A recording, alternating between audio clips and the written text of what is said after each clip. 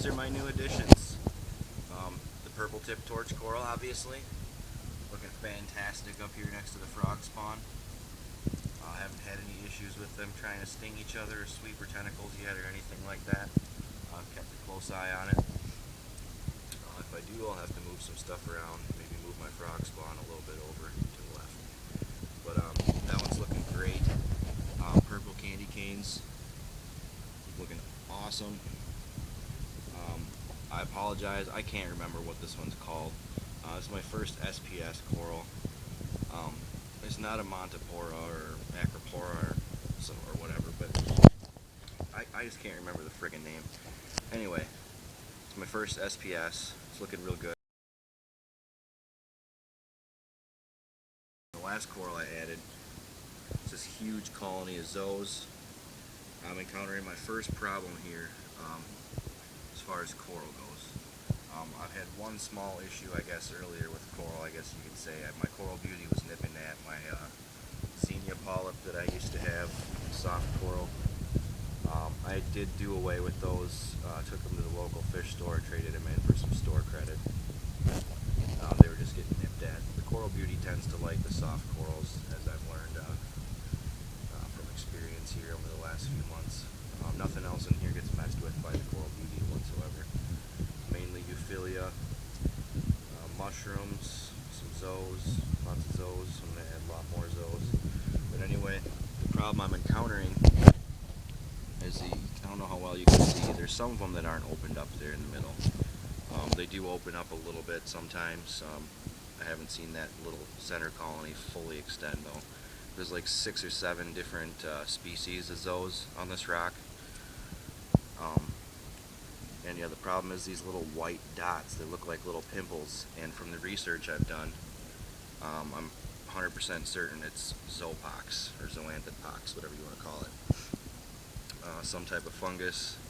I ordered some Furan 2, as it's the known treatment for killing this. Furan 2 is used for fin and tail rot in fish and freshwater systems. I believe also used in some saltwater systems, fish-only systems. But what I'm going to do is mix up the Furan 2 and some freshly mixed salt water. I think it's just 1 gallon of water that we do the dip with. Mix it up, dip the coral in the Furan 2 freshly mixed salt water for about 20 minutes to half an hour. I'm going to do that for 3 days, give it a week rest, do it for 3 more days for a little bit less time. After the second course of 3-day treatment, I'm going to cut the time back to about 10 to 15 minute dips, depending on what the infection's looking like at that point. So yeah, again, this is my first real set of problems with corals. I'm about 6 months, 7 months in. I kind of lost track, but everything else has been real healthy. As far as being a 37 gallon, a smaller reef system, it's been extremely stable. And I know this is going to raise all kinds of controversy with all you experienced reefers out there, but I do not run a sump or refugium. I just have a large canister filter with a built-in UV sterilizer, as well as a small hang-on-back filter loaded with biological media, polyfiber, and phosphate nitrate media. I believe the reason I don't have nutrient problems in this tank is my phosphate nitrate. Okay, now for nitrate control, I use this Seachem D-nitrate. I run it in a small media bag. This requires a low flow rate. I just basically keep it in there until it's exhausted. I don't have any nitrates. I haven't had nitrates since I put this bag in there. I had a little bit left. I didn't have to use the entire bag. Entire container. But I didn't use the whole thing to fill the media bag. The amount that's been in there is just about a little over the recommended dose for this size tank. It hasn't been exhausted yet. I have not had any nitrates ever in a reading on my tests. So I believe that's what's helped me keep my nitrates under control without a sump. that end, I do a water change every 2 weeks, about 20%. So yeah. Phosphate control. I've been running PhosGuard. It's a phosphate removing media. Basically, I use that in a filter bag too, media bag.